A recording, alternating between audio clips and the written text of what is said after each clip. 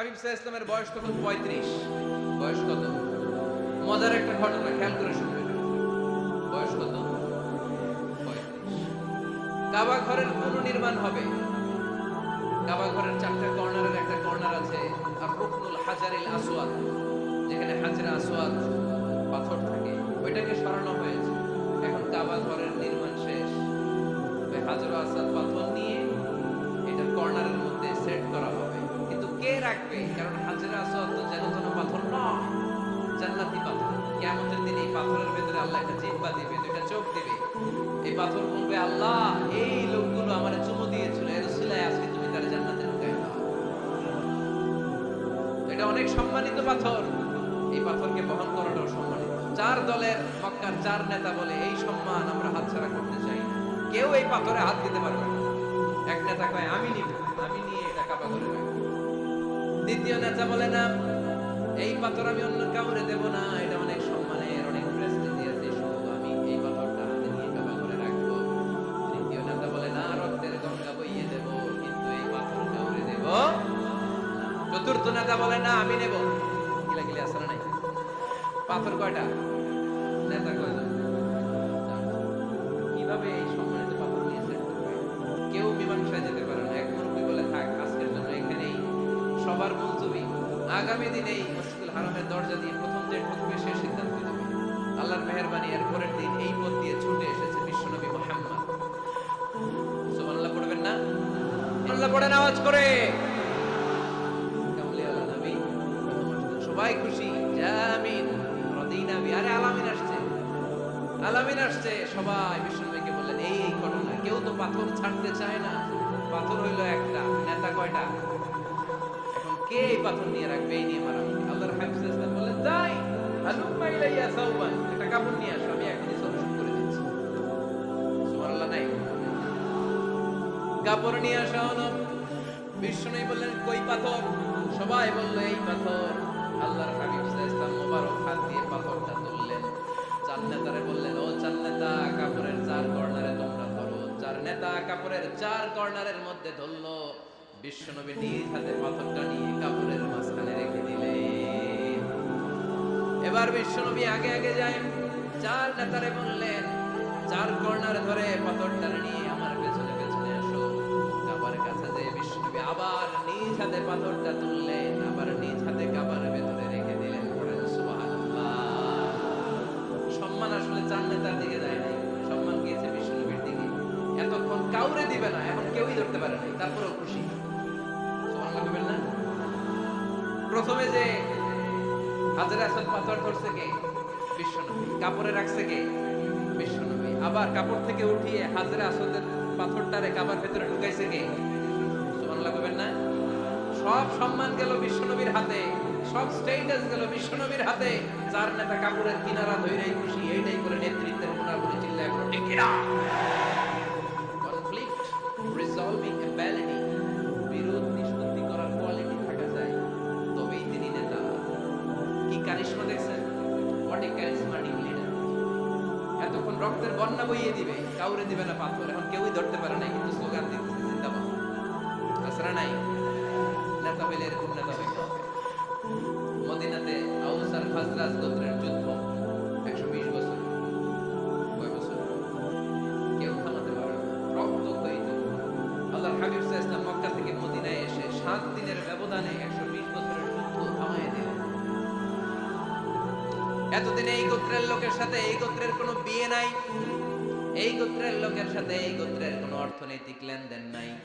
বিশ্বনবী যখন আউস খাজরাজের যুদ্ধ থামিয়ে দিলেন, মদিনাতে আনন্দের ধুম পড়ে গেল।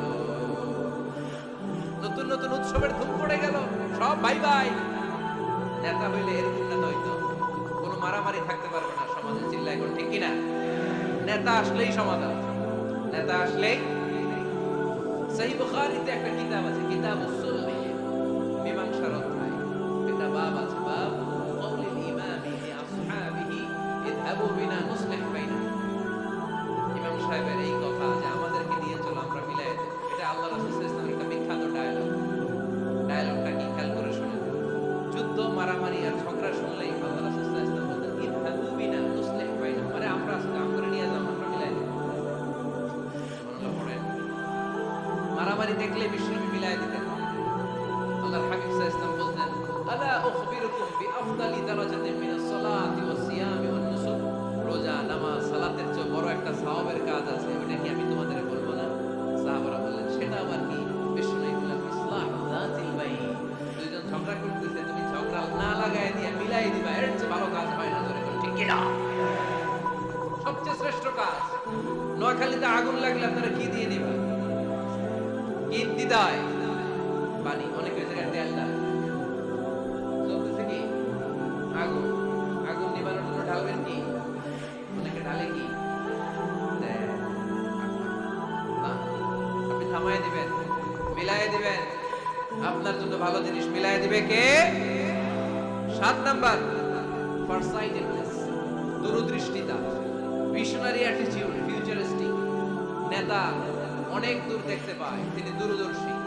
কর্মী যত দূর দেখে, নেতাও যদি তত দূর দেখে, দেশ চলবে? কথা বলেন। কর্মী যদি দেখে 500 মিটার, নেতার দেখতে হবে কয় মিটার? 1000 মিটার। কর্মী যদি দেখতে পায় 1000 মিটার, নেতার দেখতে হবে কয় হাজার মিটার? 2000 মিটার। কারণ নেতা হবে ফিউচারিস্টিক, ভিশনারি, স্বপ্নবাজ, স্বপ্নচারী। নেতাকে স্বপ্ন দেখতে হয়, ওই স্বপ্ন জাতিকে দেখাতে হয়। চিন্তা বলেন ঠিক কি না? মানুষ তার স্বপ্নের সমান বড়। আপনি কত বড় আপনার স্বপ্ন শুনলে বোঝা যাবে। স্বপ্ন সেটা না যেটা মানুষ ঘুমিয়ে ঘুমিয়ে দেখে, স্বপ্ন সেটা যেটা অর্জনের আকাঙ্ক্ষা মানুষকে ঘুমাতে দেয় না। আল্লাহর হাবিব সাল্লাল্লাহু আলাইহি ওয়াসাল্লাম স্বপ্ন দেখিয়েছেন সাহাবাদের, বিশ্ব বিজয়ের স্বপ্ন, ইসলামকে বিজয়ী শক্তি হিসেবে দেখার স্বপ্ন। চিল্লায় বলেন ঠিক কি না? আল্লাহর হাবিব বলতেন, ইন্নাল্লাহা জাওয়ালি আল আরদা ফারাআইতু মাশারিকাহা ওয়া মাগারিবাহা। আল্লাহ তাআলা গোটা বিশ্বটাকে ছোট করে আমার সামনে দেখিয়েছে। আমি ফুটবলের সাইজের এই পৃথিবীর প্রাচ্য পাশ্চাত্য ডানে বায়ে সামনে পেছনে সবটাই দেখেছি। ওয়া ইন্না মুলকা উম্মতি সায়াবলুহু মা সুবিয়ালি। যত দূর আল্লাহ আমারে দেখিয়েছে, তত জায়গায় লা ইলাহার পতাকা পতপত করে একদিন উড়বে। কোন একদিন এ দেশের আকাশে কালিমার পতাকা উড়বে। সেদিন সবাই খোদাই বিধান পে বেদনা। এটাই আমাদের স্বপ্ন। চিল্লায় বলেন ঠিক কি না? স্বপ্ন দেখতে জানতে হয়। সুলহে হুদাইবিয়া চলতেছে, সন্ধি। 1400 সাহাবা নিয়ে বিশ্বনবী মক্কায় আসলেন উমরা করতে। কাফেররা বলে, গো ব্যাক, এবার টার্ন ফিরে যাও, হবে না। আল্লাহ রাসূল সাল্লাল্লাহু আলাইহি ওয়াসাল্লাম অনুরোধ করলেন, দাও না, উমরার নিয়ম করে এসেছি। ইজারা রেদা পড়ে কাফেররা বলেন, আগামী বছর, এই বছর হবে না, চুক্তি করো।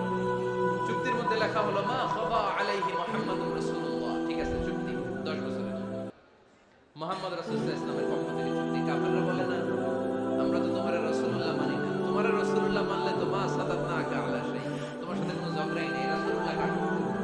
সাহাবীরা তেড়ে উঠলেন। ওমরে ফারুক বলেন, মুখ সামলে কথা বল। সুহাইল ইবনে আমির, তোর জিহ্বাটা আমি টেনে ছেড়ে ফেলবো, সাবধান। আমার নবী শেষ, নবী শেষ, রাসূল মুহাম্মদ রাসূলুল্লাহ কাটার ক্ষমতা কারো নাই। আমি ওমর বেঁচে থাকলে কেউ কাটতে পারবে না। বিশ্বনবী বললেন, ওমর সরে যাও, কেটে দাও। সুবহানাল্লাহ বলেন না? মুহাম্মদ রাসূলুল্লাহ কাফেররা মানে না। কাফেররা কয়, তুমি লেখো মুহাম্মদ ইবনে আব্দুল্লাহ, আব্দুল্লাহর বেটা মুহাম্মদ। কারণ মুহাম্মদ রাসূলুল্লাহ যদি এই সন্ধিতে থাকে, চুক্তিটার নিচে আমরা সিগনেচার করি, তার মানে এটাই প্রমাণ হয়ে যায় আমি তোমাকে রাসূল বলে মানি। আমরা কাফেররা তোমাকে রাসূল বলে মেনে নিয়েছি। নো, তোমরা রাসূল বলে মানলে তো খেলা এখানেই শেষ। কাটো, রাসূলুল্লাহ লেখা যাবে, লিখতে হবে আব্দুল্লাহর বেটা মুহাম্মদ। কোন সাহাবারা রাজি হয় না। কথা শুনতেছেন?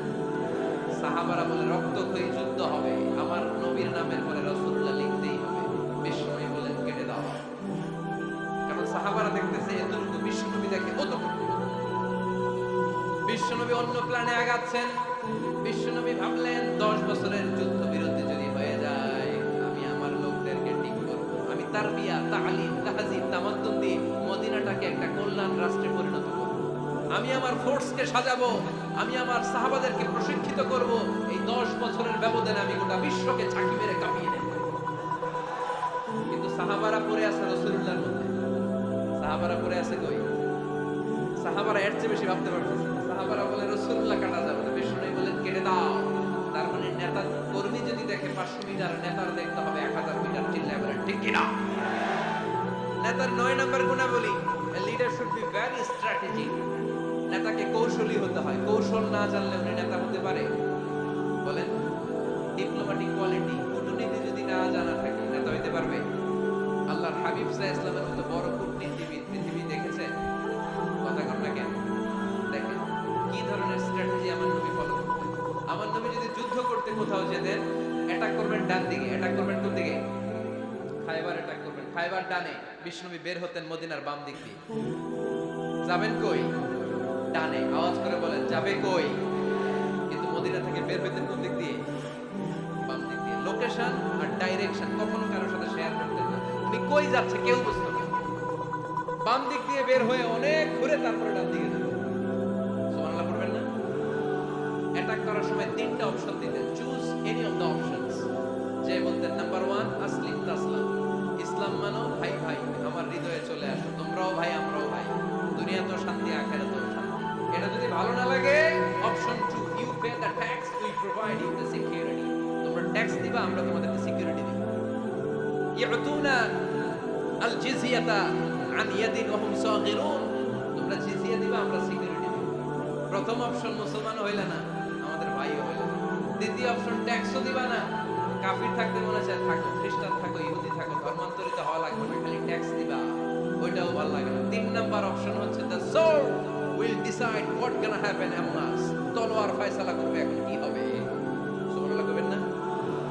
প্রথমেই যে কোথাও অ্যাটাক করতেন বিশ্বনবী, সবসময় ডিফেন্সিভ মোডে থাকতেন, আত্মরক্ষার মোডে থাকতেন। আক্রমণ করা হলে মেনে নিতেন, ধৈর্য ধারণ করতেন। ধৈর্যের সীমা যখন ছাড়িয়ে যেত তখন বিশ্বনবী হাত তুলতেন, চিল্লায় বলেন ঠিক কিনা? যুদ্ধের ময়দানেও যখন সেনাপতি পাঠাতেন বলতেন খবরদার নারীদের গায়ে হাত তোলো না, বৃদ্ধাদেরকে মেরো না, শিশুদেরকে মেরো না, ওই এলাকার পাদ্রীদের গায়ে হাত তোলো না, ওই এলাকার গবাদি পশুগুলোকে হত্যা করো না, গাছপালাগুলো ধ্বংস করো না। তোমাদের বিরোধী যোদ্ধারাও যদি তলোয়ার রেখে দিয়ে হাত তুলে বলে আল আমান, সিকিউরিটি সিকিউরিটি, আমরা আমান চাই, নিরাপত্তা চাই, তাকেও মেরো না। সুবহানাল্লাহ পড়বেন না? গোটা বিশ্বকে সভ্যতা শিখিয়েছেন। মক্কা বিজয়ের পরে গণধর্ষণ করেন নাই, গ্রামকে গ্রাম তিনি জ্বালিয়ে দেন নাই, হাজার হাজার লক্ষ লক্ষ শত্রুকে এক বাক্য দিয়ে ক্ষমার ঘোষণা দিয়েছেন, চিল্লায় বলেন ঠিক কিনা? As a father, as a teacher, as a commander, as a leader, as a lawgiver, as a lawmaker, as a reformer of the society, Muhammad is the superman of the world. আওয়াজ করে পড়তে হবে আল্লাহু আকবার। কূটনীতি কারে বলে? Diplomacy কারে বলে? স্ট্র্যাটেজি অ্যাটিটিউড কারে বলে? সেখানে বদরের প্রান্তরে বিশ্ব ইসলাম উপস্থিত হলেন। ওই যে কাফেরদের তাবু, কাফেররা আসছে 3 দিন আগে, মুসলিম সৈনিকরা পৌঁছলেন 3য় দিন। এসে বিশ্ব ইসলাম সবাইকে বললেন কত হতে পারে কাফের, কেউ বলতে পারে না। 2 জন রাখাল পেয়ে জিজ্ঞেস করলে এই রাখাল কয়দিন ধরে আছো? আমরা 1 সপ্তাহ ধরে বদরে আছি। শুনতেছেন? শুনতেছেন? উনি বললেন ওই যে কাফেররা যে আসছে কয়দিন আগে, 3 দিন আগে। 3 দিন কত হবে সংখ্যা? বলু কাসীর, অনেক। কত হইতে পারে? রাখাল দুটাকে জানি না। আল্লাহ রাসূল সাল্লাল্লাহু আলাইহি ওয়াসাল্লাম চিন্তায় পড়ে গেলেন, কারণ ওনার যুদ্ধে অ্যাটাকের সিস্টেম ছিল শত্রু সংখ্যা কত এটা আমাকে জেনে নিতে হবে। সুবহানাল্লাহ বলবেন না? অনেক কৌশল হাত দিয়ে এবার বিশ্বনবী আবার রাখাল দুটাকে ডেকে পাঠালেন, বললেন কাম ইয়ানহারুনা কুল্লা ইয়াউম, ওরা আসার পর থেকে প্রতিদিন খাওয়ার জন্য কয়টা করে উট জবাই করে? এবার ওরা বলল প্রথম দিনে ইয়াউমান তিসআ, প্রথম দিন খাওয়ার জন্য উট জবাই করেছে 9টা।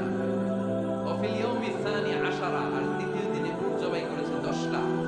বিশ্বনবী বললেন তাই ইদান আল কওমু মা বাইনা 900 ওয়াল আলফ, তাহলে কাফেররা 900 থেকে 1000 এর মধ্যে হবে। কত ছিল কাফেরের সংখ্যা? বদরের যুদ্ধে কাফেরের সংখ্যা ছিল কত? 1000। কিভাবে নমুনা দেখে আলামত সংগ্রহ করতেন? ওরা কয়টা উট জবাই করেছে 2 দিনে? প্রথম দিন 9টা, দ্বিতীয় দিন 10টা। বিশ্বনবী হিসাব মিলাই ফেললেন কাফেরের সংখ্যা 900 থেকে 1000-এর মধ্যে হবে। হিসেব করে দেখা গেল 1000 সৈনিক এসেছিল সেই বদরের যুদ্ধে। চিল্লায় বলো আল্লাহু আকবার। স্ট্র্যাটেজি জানতে হয় না, তাকে কৌশল জানতে হয়।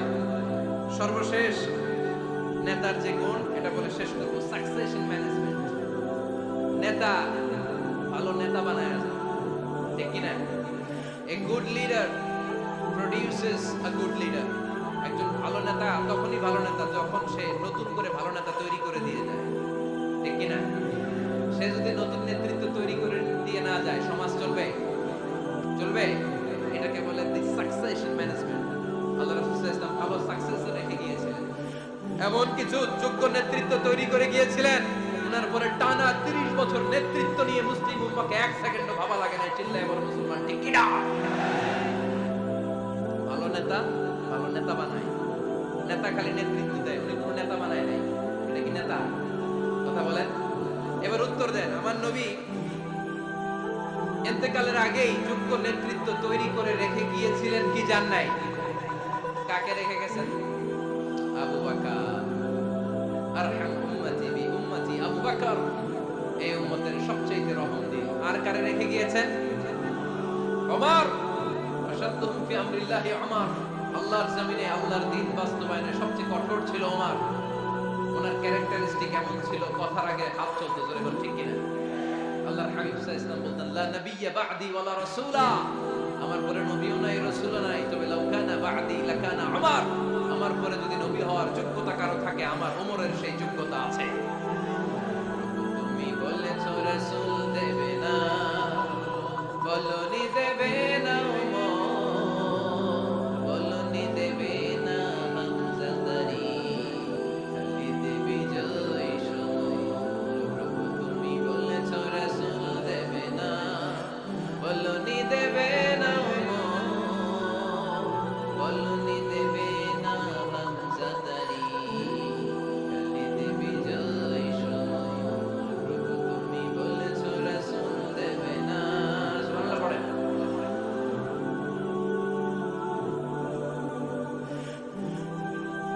এই উঠতেছেন কেন? হ্যাঁ, উঠলেন কেন?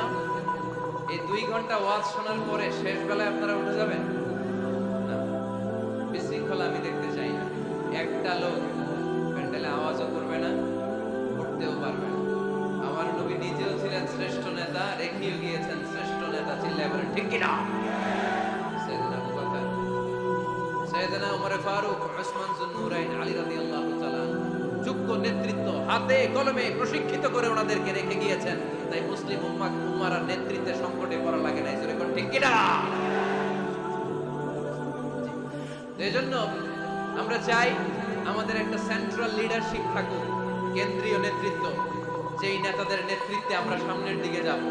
যে 10টা পয়েন্টস আমরা শুনলাম, আমাদের সব নেতাদের এই গুণগুলো থাকার দরকার আছে না নাই? এই গুণগুলো আমলে নিয়ে মুসলিম উম্মার এই নেতৃত্বের সংকট যেন আমরা কাটিয়ে তুলতে পারি। আল্লাহ তুমি তৌফিক দান করো, আমরা পড়ি আমিন। এখানে বিশাল একটা প্রতিষ্ঠান আছে, এই বিশাল প্রোগ্রাম থেকে শুরু করে অনেক খরচ ওনাদের হয়েছে। স্বেচ্ছাসেবক ভাইয়েরা তাদের সময় মাত্র 2 মিনিট। এই 2 মিনিটে প্যাকেট নিয়ে আপনাদের সামনে যাবে। যার যতটুকু সুযোগ হয়, আমরা কেউ বাদ যাব না। এই প্রোগ্রামের জন্য এবং এই বিশাল মাদ্রাসার জন্য আমরা মুক্ত হস্তে দান করে যাব। এই উঠতেছেন কেন? উঠলেন কারা কারা? এদিকে তাকান, যারা উঠছেন এদিকে তাকান, দেখি তাকান তাকান। আমরা দোয়া ছাড়া কেউ যাব না, যাবেন? ভদ্র নোয়াখালীর ছেলেরা অনেক ভদ্র। বসেন। সুন্দর সুন্দর ঘোষণা আছে কয়েকটা, সুন্দর সুন্দর ঘোষণা। এতক্ষণ তো প্লে কার্ড দেখাইছো, উই লাভ আজারি। এখন উঠলে হবে? কতটুকু লাভ করো আজারিরা দেখবে। বসো, একটা উঠতে হবে। আমার ভাই রফিকুল্লাহ আফসারি ভাইয়ের অসাধারণ কিছু বই আছে, অনেকে খোঁজে কোত্থেকে পাবে। আজকে এখানে আছে, যাদের দরকার আপনারা নিয়ে যাবেন। আমি নিজেও ওনার একজন ভক্ত, ওনার লেখার ভক্ত। আমি নিজেও ওনার লেখার পাঠক। অসাধারণ লিখেন। কি যেন একটা দেখলাম, নানা আলেম নানা মতে, আমি যাবো কোন পথে? আলেমরা নানান মতে, পাবলিক যাবে কোন পথে? সুন্দর সুন্দর বই আছে, এগুলো আপনারা নিয়ে যাবেন। স্টেজে উপস্থিত আছেন নোয়াখালী জেলার এডিশনাল এসপি, বই উনি কাজী মোহাম্মদ আব্দুর রহিম ভাই। আলহামদুলিল্লাহ। আপনাদের এই জেলার এডিশনাল এসপি সাহেব আছেন, আমি ওনাদেরকে ধন্যবাদ জানাই যে এত ব্যস্ত মানুষ আমি জানি, তারপরেও ওনারা এই প্রোগ্রামে উপস্থিত হয়েছেন। অনেক শুকরিয়া জানাই। কোম্পানিগঞ্জ উপজেলার ওসি সাহেব আছেন জনাব আরিফুর রহমান ভাই, সাবেক উপজেলা চেয়ারম্যান মিজানুর রহমান বাদল ভাই, আমার নামে না